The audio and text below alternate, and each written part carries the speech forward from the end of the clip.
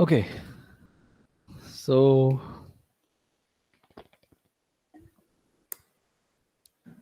as we discussed yesterday, today we are going to focus, or we are going to start with relating plane duality with vector spaces that we have seen before, the cycle space and the bond space.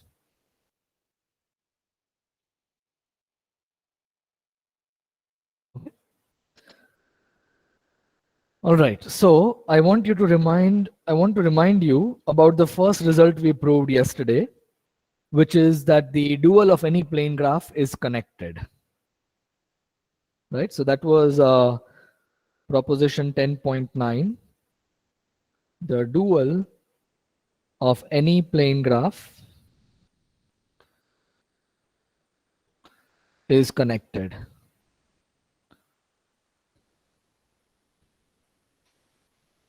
Okay, and what this relied on was that the plane is a connected surface.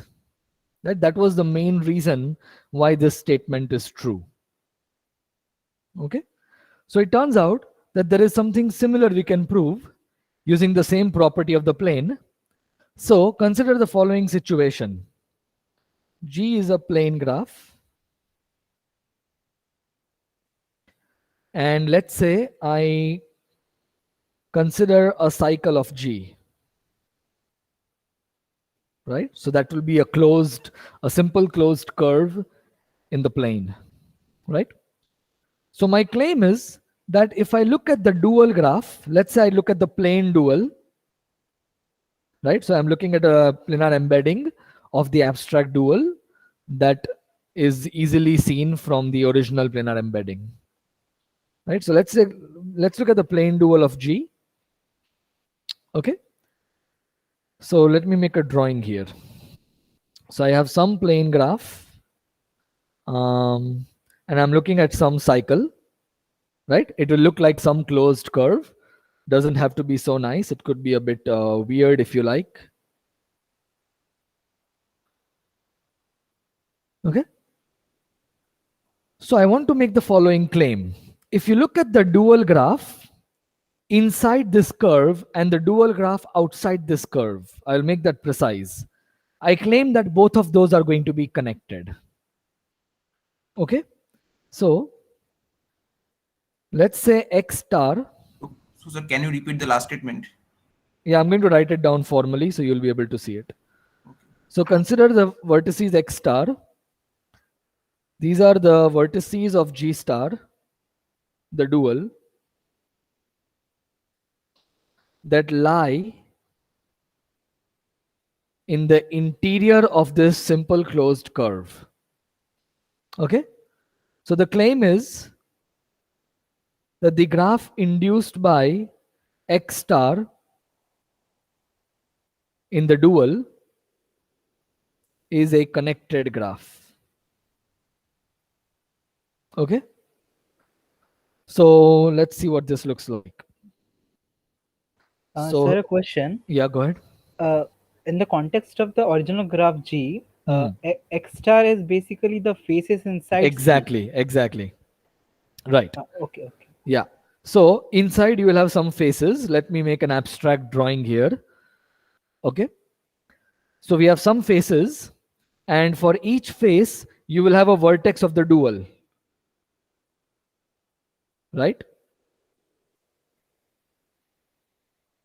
So if you look at any face of the original graph F, there is a corresponding vertex of the dual called F star. Okay? And what this statement is saying is that the dual graph inside, if you look at the restriction of the dual inside this curve, that is a connected subgraph. That is a connected induced subgraph. Right? And that kind of makes sense because of the same reason as before. You inside, let's say you take 2 points, F star and G star. These are two faces of the dual. Right? Let me make this a red color. I have just a query. Yeah. I have just a query. So basically, we know that C is a simple closed curve. Yeah. So that means we can say that interior of C is connected, topologically connected. Exactly. I think exactly this is the motivation behind that saying that G star of X is connected. Right.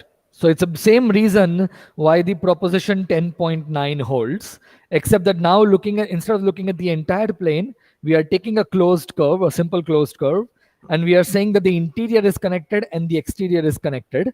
Therefore, both the graphs are connected. Both the graphs are connected, yeah. Okay. So you can go from F star to G Basically, we star can say that. in So some way. basically, you can also say that induced subgraph of G star Yeah. on the V star minus X star is connected. Yes, exactly. It's the same thing, right? So likewise, because they need to take the exterior, and which is all topologically connected. Yeah. yeah. Likewise, if you take the induced subgraph on the other side, this will also be connected, right? Is that what you're saying? Exactly, sir. Okay. So I'm not going to write down the whole proof. I will leave it to you as an exercise. And the idea is it's the same idea as 10.9.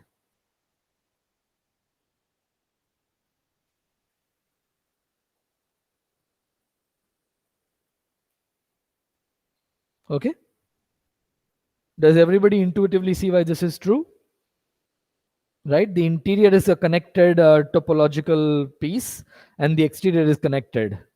As per the Jordan curve theorem, they are arc-wise connected open sets. And because they are arc-wise connected, you can join them by an arc. And if you follow that arc, you will get a path from F star, or a walk from F star to G star. And that walk will contain a path. So the graph inside is connected. Okay. Let me just give you one small example in case you want to look at a concrete example. Supposing you're looking at this standard graph that we have been looking at always, right? Let's say I consider some cycle. So what is a dual graph inside this cycle? Inside this cycle, you have one vertex for this face, you have another vertex for this face, and they are going to be joined by an edge, and that is your entire graph, right? Yeah. So that is a connected graph. And similarly, what happens outside? Outside, you have one vertex here, one vertex here, one vertex here, and that is also connected. Okay? So that is what the statement is saying, that both of these graphs that are drawn in red color, they are connected graphs, as you see in this example. Okay? Good. So why do we care about this? Turns out this has an interesting consequence. And that has to do with the cycle space and the bond space of these two graphs, the original plane graph and the dual of the graph. Okay? So,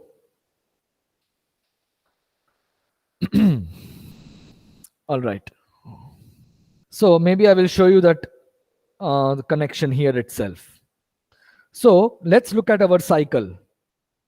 The cycle that I've drawn here, 1, 2, 3, 4, 5. Now I want you to look at all the edges of the dual graph that correspond to edges of this cycle. What do I mean? It is the same correspondence that we were discussing, right? So 1, 2 is an edge. What is the edge in the dual corresponding to this? It is the edge joining this face to this face. 2, 3 Sir, is another edge. Sir, Sorry. Yeah.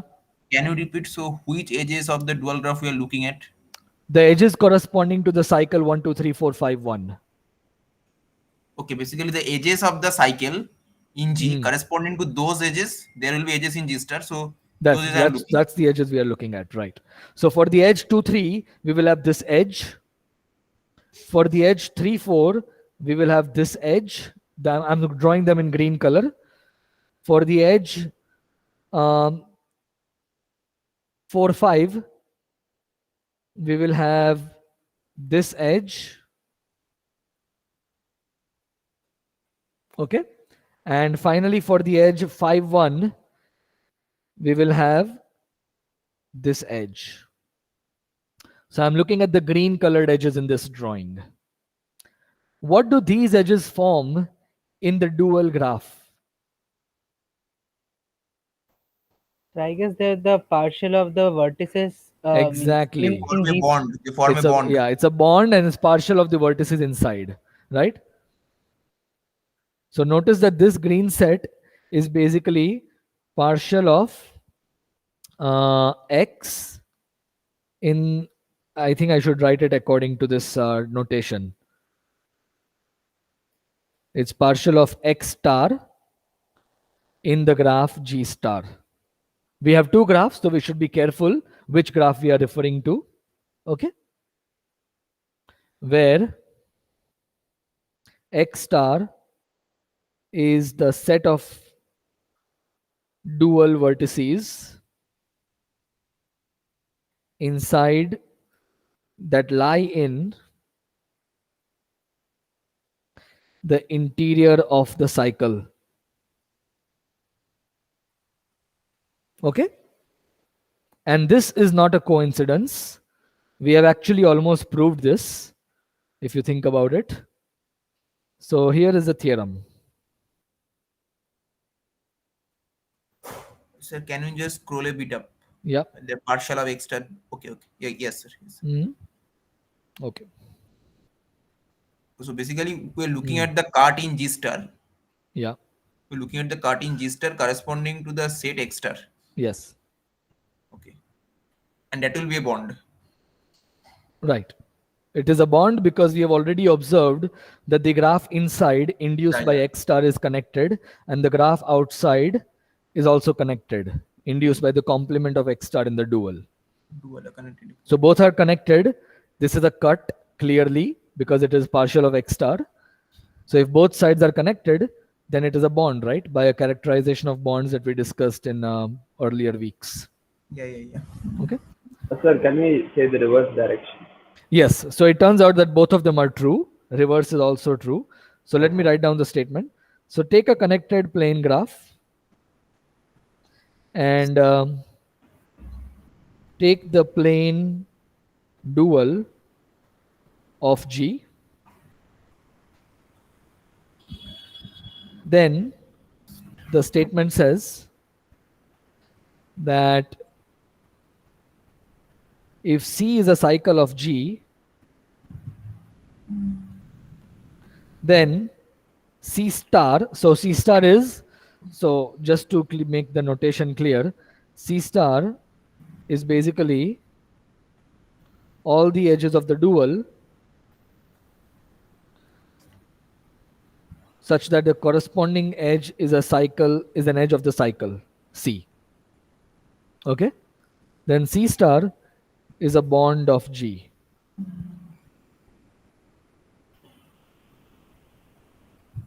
And the second statement, I think, which is what Krishnan is asking, is if you take a bond in your graph, in your original graph,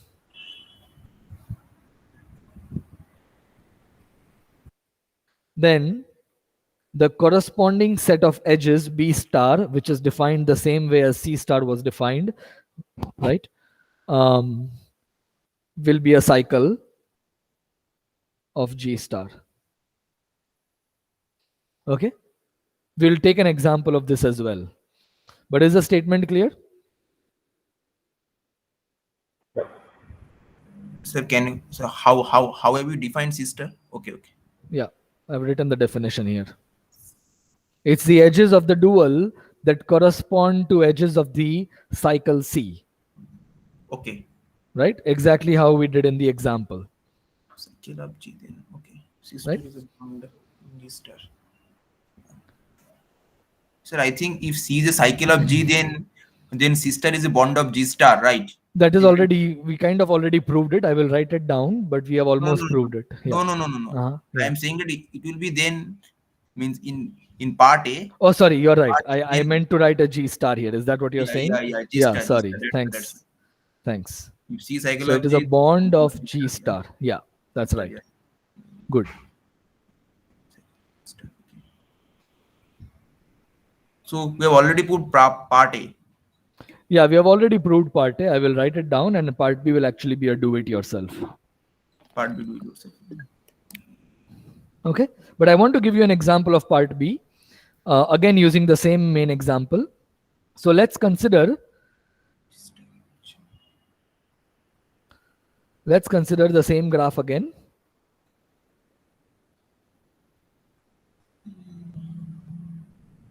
My favorite bond in this graph is the, let's say I draw it in blue color.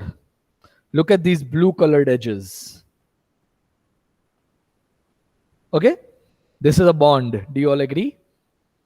It is a Yes, cut yes, and both sides are connected. Yeah. So I want to look at what does the dual of this set of edges, what do the corresponding edges look like in the dual graph? Okay. So I won't draw the whole dual. There is a face here, there is a face here, and there is a face here. Okay, I've put them in green color. Let me draw the dual edges in red color. It will be more visible. So you will have one edge like this, you will have another edge like this, and you will have a third edge like this. You see, this is a cycle. That is what this statement, the second part, is saying. If you take a bond in the original graph, the corresponding edges in the dual will form a cycle, as you can see in this example.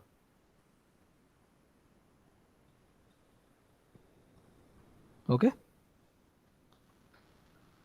So let's just write down quick proof of part A, right? C is a cycle of G, right?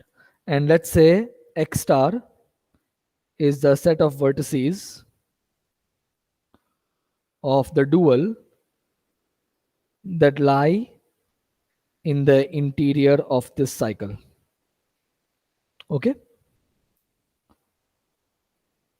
Observe that C star is exactly equal to partial of X star. For every edge of the cycle, you look at the two faces on the two sides of that edge.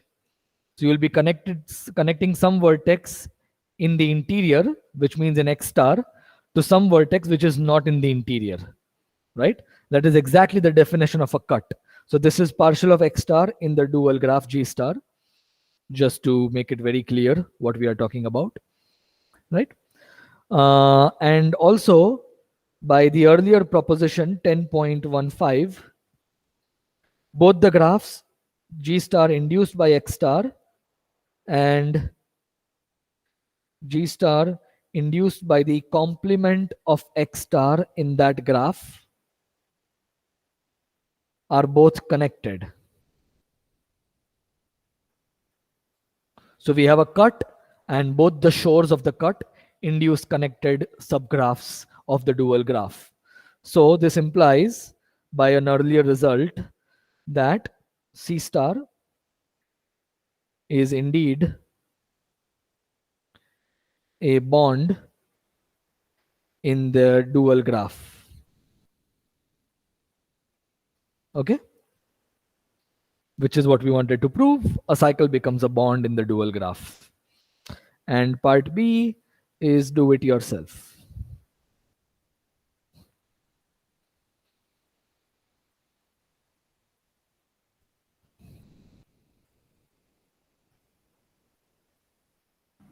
So basically, cycles becomes bonds and bonds become cycles. Basically, Exactly. they're interchangeable. Exactly. They're interchangeable with respect to the dual and the original graph. Right. Right. So does that mean like the bond space becomes cycle space? That's right. Exactly. That is our next consequence. So it follows immediately that the two spaces are basically going to interchange, right? So corollary 10.17 is that if you take any plane graph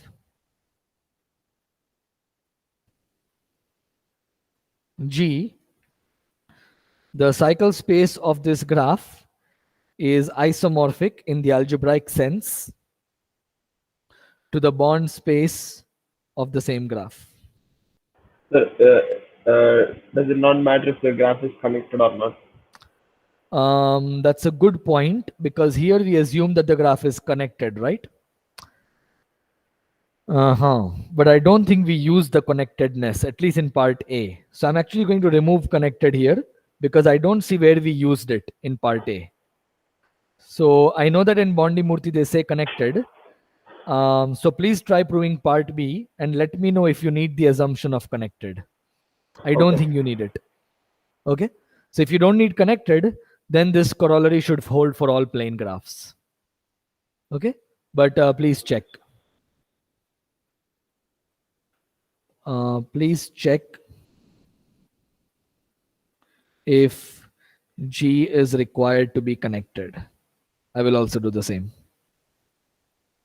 Because at least in the first part A, I don't see where we used the connectedness of G. Do you guys agree? We took a cycle and the interior and exterior are connected. That was the previous proposition, which did not require the graph to be connected. I had this doubt. I had this doubt because if you take the double dual, that would mean that the cycle space is isomorphic with this double dual cycle space. That's right. That's right. So although the graphs are not isomorphic, their cycle spaces could be isomorphic. One example is take this graph and take this graph. I believe their cycle spaces are isomorphic. Okay, yeah. Right? So I forgot to put the name of this, proposition 10.15. It did not require the graph to be connected.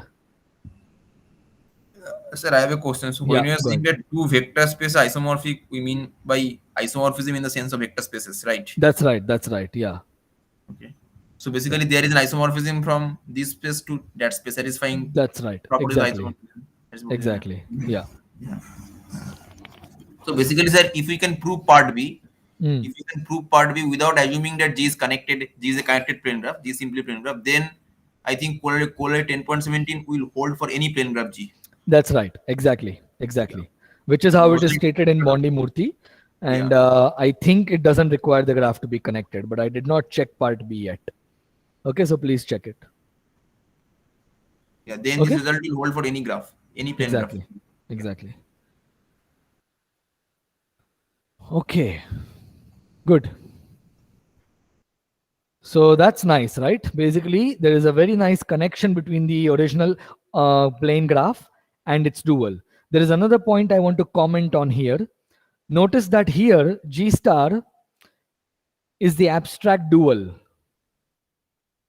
Because for cycle space and bond space, you don't need a planar embedding. Those are completely combinatorial, or if you like, graph theoretical concepts. They do not depend on the embedding of the graph, right?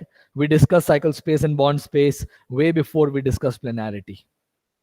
Okay, so this is a statement relating the plane graph and its abstract dual, but it relies on the previous theorem where we actually took the plane dual. Right? And that's not a problem, because if you want to prove something about the abstract dual, you can very well use the plane dual, because the particular concept, cycle space and bond space, they do not depend on the embedding. However, in order to prove statements, the plane dual is very useful, as you can see in our approach here in proposition 10.15 and in the next theorem 10.16. We actually looked at the planar embedding of the dual, right? So what is abstract dual? The abstract dual is just, it doesn't have an embedding, right? The way we defined a dual did not require an embedding, if you go back to the definition of the dual, right? Okay, so it can be dual of any planar embedding. No, the planar embedding is given to you. The dual itself was defined based on the incidences of the faces and edges. Yes. Right? But when we defined the dual, we did not require a planar embedding of the dual. It was only later that we observed that the dual is actually a planar graph. If you go back to the plane duality section, right? Let's say, so how did we construct the dual graph? This is the definition. Yes. It does not tell you that the abstract dual is a planar graph. The definition just tells you that the faces become vertices and two faces are adjacent if they are they share a boundary edge on their boundary, right? So this is the abstract dual, Okay. right? But to prove statements about the abstract dual, you can take a planar embedding of it, which is called a plane dual of the graph, and you can prove statements on the plane dual. But because these statements do not depend on the embedding, they now imply results about the abstract dual. That's what I'm trying to explain. Actually, sir, cycle space and bond space, basically these concepts are embedding invariant. Exactly, they do not depend on the embedding. Embedding. That's why But you if are I abstract dual. Yeah. yeah, You don't need to go to any planar embedding of G star. right. But if it helps me, I can look at a planar embedding, which is what we did in the lecture so far. We looked at the plane dual and then we made inferences about the abstract dual. Yes, sir. Yes, sir. Do you see, Rajat, what the point I'm trying to make here?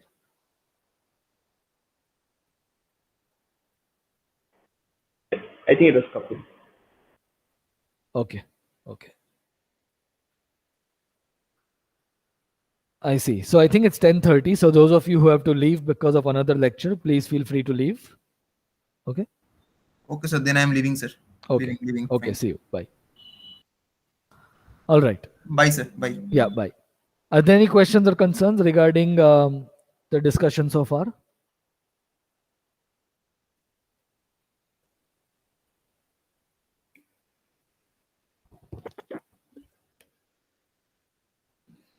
Okay.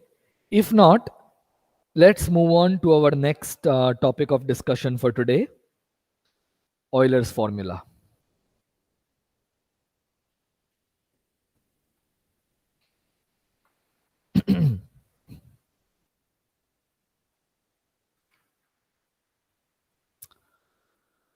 Okay. So I want to start by a discussion about embeddings being isomorphic to each other in some sense.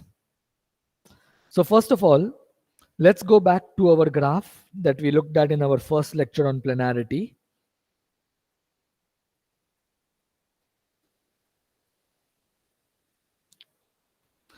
This graph has at least two different embeddings, and I will explain what I mean by different.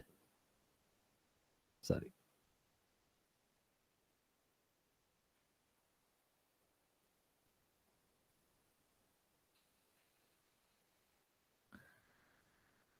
Okay. So the key difference between these embeddings is that here the lengths of the faces or the degrees of the faces are 3, 3, 4 is the outer face, and 6 is this face, F1. And this is F2, right? So 4 is the length of F2 and 6 is the length of F1. And the other two are 3 and 3. I keep saying length, but I think we are calling them degree. So I'll try to stick to that. And if you look at the degrees of the faces in this graph, you get 3, 3. Now you look at this face F1, it has length 5. And you look at this face F2, it also has degree 5.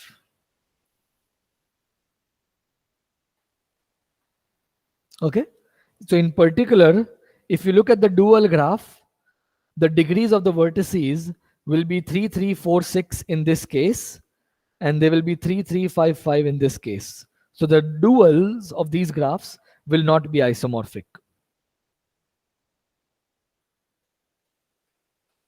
In particular, dual of G1, maybe I will write down the notation, G1 star is not isomorphic to G2 star, where G1 is this plane graph and G2 is this plane graph. Okay. So that is one consequence. But there is another way to look at it, which is to look at the boundaries of the faces as sets of edges. So supposing I call these vertices 1, 2, 3, 4, 5, 6, right? And the same numbering here, 1, 2, 3, 4, 5, 6. If you look at the boundaries of the faces, they are actually different. There is a face here whose boundary is 1, 2, 3, 6, 5, 4, 1. So the boundary is a cycle 1, 2, 3, 6, 5, 4, 1. Whereas there is no face in the second drawing, in the second plane graph, whose boundary is a 6 cycle, right? In fact, the boundaries are 3 cycles and 5 cycles in all cases. So in this case, we are going to say that these planar embeddings or these planar embeddings of the graph G, notice that the graph is actually the same. The abstract graph is the same. Right? You can see that the two graphs are actually isomorphic, but their planar embeddings are not isomorphic in some sense. Okay? So we will call this facially not isomorphic. So two planar embeddings G1 and G2 of an abstract graph G are facially non-isomorphic. I just made this term up. I don't know what the standard term is. Bondimurthy, I don't think they define a term for this. If the boundaries of faces of G1 are not the same as the boundaries of faces of G2.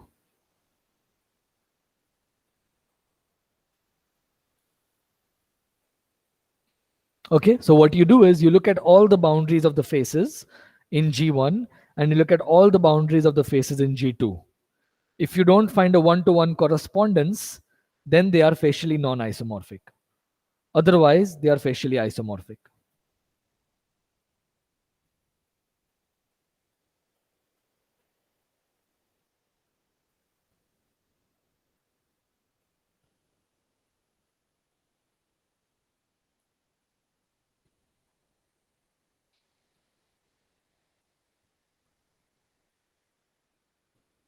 Okay. So what's the problem? The problem is we were able to flip this vertex 5 from the inside to the outside in some sense, right? And the reason we were able to do this is actually because there is a 2 vertex cut in the graph. I'm not making this formal right now. We will look at proofs later. I'm just trying to give you the intuition. 4 and 6, they form a 2 vertex cut. And on that 2 vertex cut, I'm able to flip the vertex 5 outside and get a different embedding. So it is because 3 connected graphs have a unique planar embedding, right? Right. So if we did not have this 2 vertex cut, then we would not have been able to do that. And that is the result I want to tell you about, but we will be proving it later. Okay. So theorem 10.28, proof later, is that every simple 3 connected planar graph has a unique planar embedding. And what do I mean by unique planar embedding? I mean up to facial isomorphism. So if you take 2 planar embeddings, G1 and G2 of your graph G, they will be facially isomorphic to each other. In that sense, the embedding is unique. Up to facial isomorphism.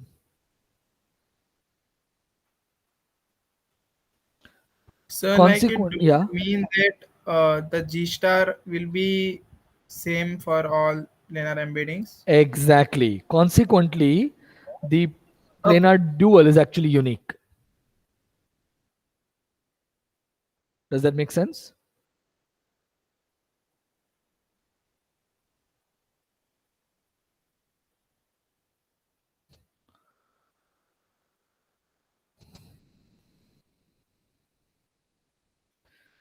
I should write plane dual. Okay. Maybe I will not even write plane or anything. I'll just write unique dual. Okay. So you take any two different embeddings, you will get the same plane dual, and that will be the isomorphic to the abstract dual G star. Okay. So one example of that is the following graph. You take the same graph as before, but now you make it 3 connected by adding this new edge. This is a 3 connected graph, and you look at this different embedding of the same graph. It looks quite different, right? But turns out, if you label the vertices 1, 2, 3, 4, 5, 6, the boundaries of the faces will exactly be the same in both the drawings. You can check it. So check, do it yourself, that boundaries of the faces of G1 are exactly same as the boundaries of faces of G2. In other words, G1 and G2 are facially isomorphic, where G1 is this plane embedding and G2 is this plane embedding. Okay? But we are not proving this right now. We'll come to this in a few lectures. All right? Any questions or concerns? So, yeah. So what we need to do is find a bijection between boundaries which have same number of edges or something like that. Interesting.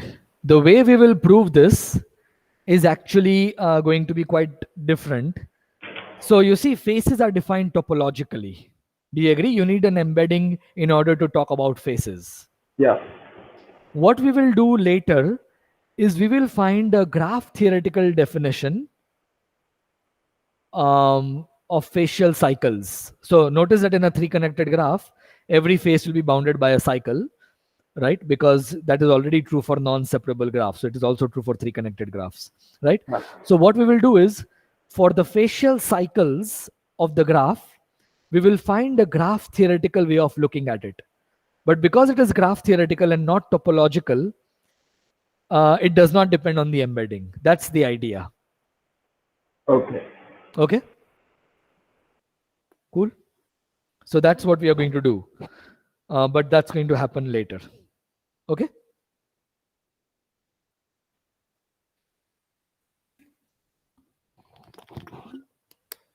Any questions or concerns so far? Is it clear what this statement is saying? Are there any questions about the meaning of this statement or of facial isomorphism?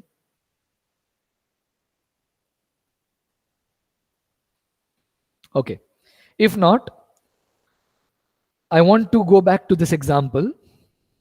So notice that the faces are not the same. The boundaries of the faces are not the same in these two different planar embeddings of the graph G. But there is something that is actually invariant. Can somebody tell me what is that?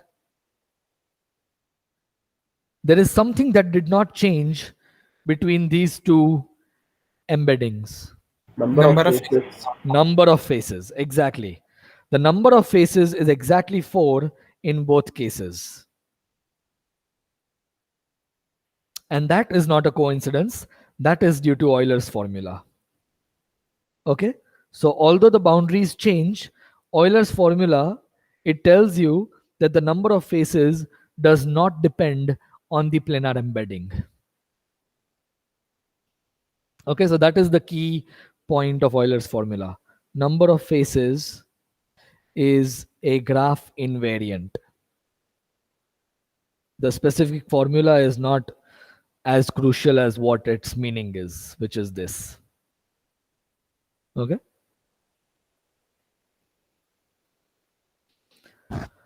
All right. So let's go there.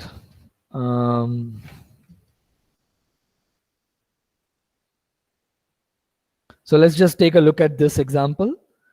We've got the number of vertices is 6. The number of edges is 8. And the number of faces in both the embeddings, so I'll just write G, is 4. Right? 6 plus 4 is equal to 8 plus 2. And that is what Euler's formula says. So, theorem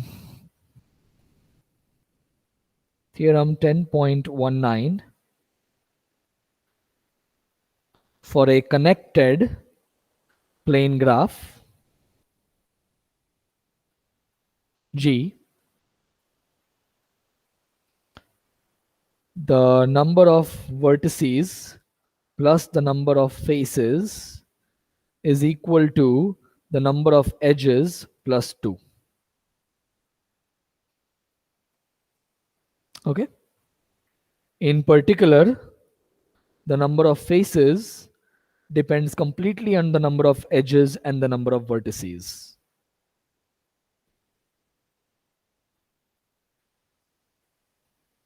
Right? And therefore, the number of faces is a graph invariant. Okay? Sir? Yeah, go ahead. Even E of G minus V of G plus 1 or something is the cycle space, and that's right. That's right. It's related to the number of, that's right. It's related to the dimension of the cycle space. In particular, so since you are talking about this, if you take all the faces except one face, you will actually get a basis of the cycle space. So you take all the boundaries of the faces, assuming your graph is non-separable, right? So all the boundaries are cycles. So in the case your graph is non-separable, you can take all the faces and their boundaries except for one face. And you can prove that this is a basis of the cycle space, which is why... Isn't Euler's formula direct consequence of cycle space is isomorphic to dual of bond space? Bond space of dual. Is it? Yeah, because m minus n plus 1 will be equal to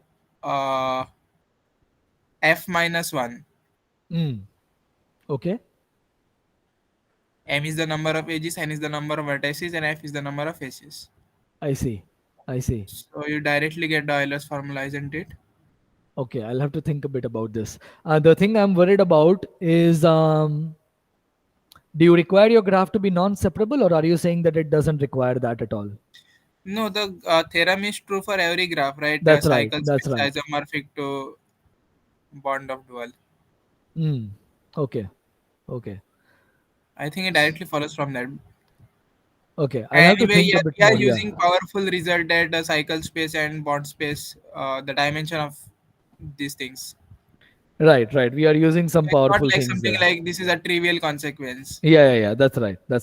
Okay. So that's a good point. Why don't you think a bit more about it? And if you feel it's true, maybe put a post on Piazza or just send me a message, and I'll also check it at my end. But it might be better to put it on Piazza so that other students can also look at it. Yeah. Okay. So anyways, so there might be multiple ways to prove this result. Definitely for most results like this, you have several ways to prove it.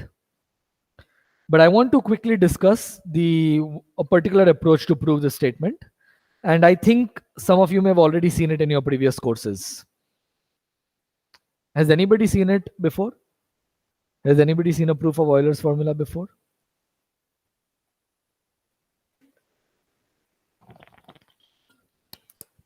Okay, not. Then let's do the proof. So we'll prove by induction on the number of edges.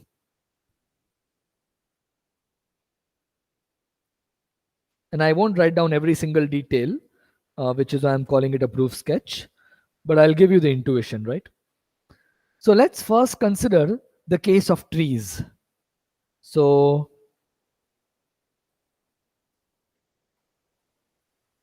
supposing your graph G is a tree. Okay. How many faces are there in a tree? We have discussed this before. In a plain tree, how many faces do you have? One, right? You draw any tree,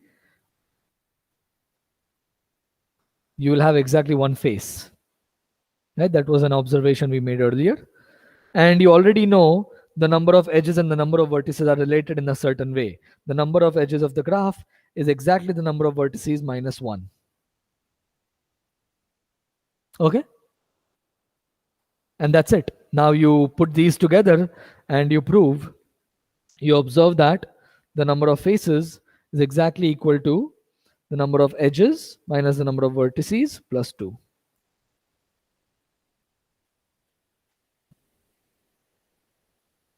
Okay? Good.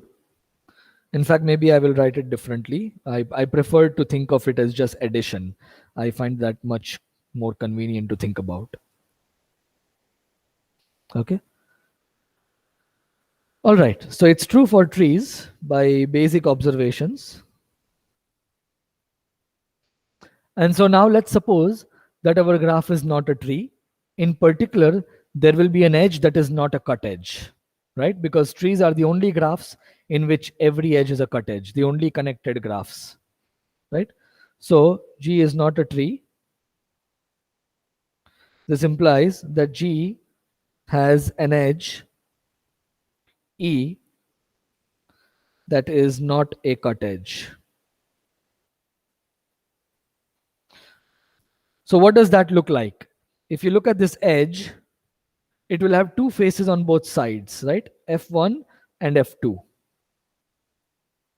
I don't know what it looks like, but what is true is that because it is not a cut edge, on the two sides you have two different faces, right? F1 and F2. This could also be a loop. So I'm drawing a specific case here. What happens when you remove the edge E from the plane embedding? The graph doesn't really change. What changes is that F1 and F2 are now combined into a single face F. Because you can reach from any point here to another point on the other side. So this becomes an arcwise connected set. And therefore, the main consequence is that in G minus E, F1 and F2 combine to form a new face F. Okay? So how is the number of faces changing? The number of faces in G is exactly the number of faces in G minus E plus 1.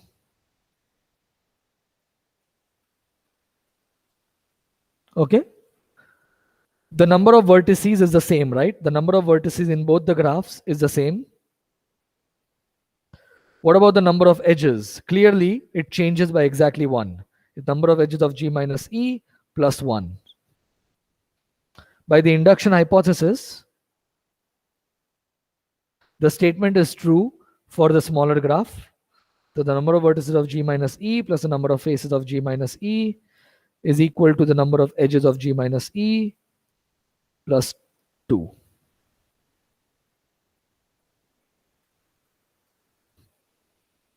Okay? This is not changing.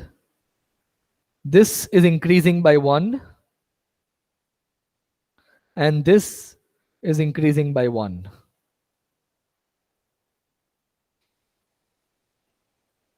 So that implies that the formula holds for the graph G as well.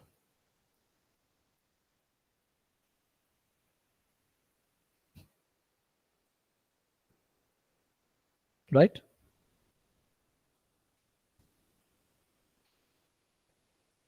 Right. So the main point is that when you add an edge, so long as it is not a cut edge, you will create one new face, because you will take a face and you will break it into two faces.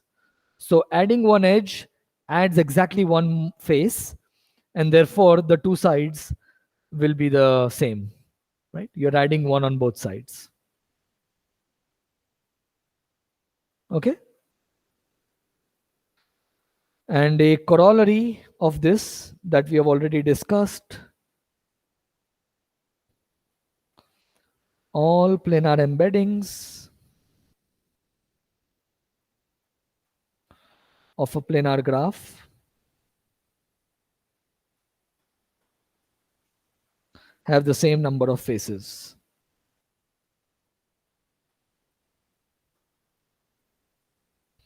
Okay. And tomorrow we will see some other consequences of Euler's formula. In particular, we can use Euler's formula to prove that K5 and K33 are non-planar. In case you want proof that is not so topological and does not explicitly use the Jordan curve theorem. I mean, in some sense, everything we are doing uses the Jordan curve theorem, because that is a basic concept about the plane, right? So that's it for today. So we'll see more consequences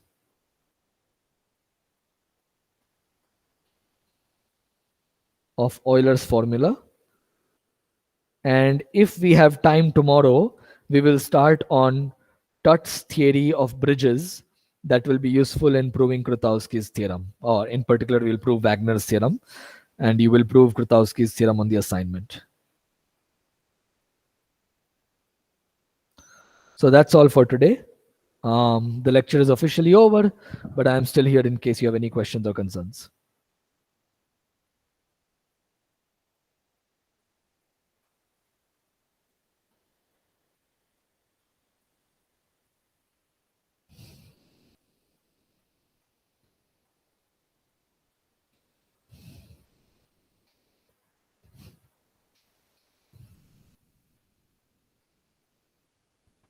Sir, I wanted to ask something. You can Yeah, Kapil. stop the recording if you want. Okay, I'll stop the recording now. Give me 1 second.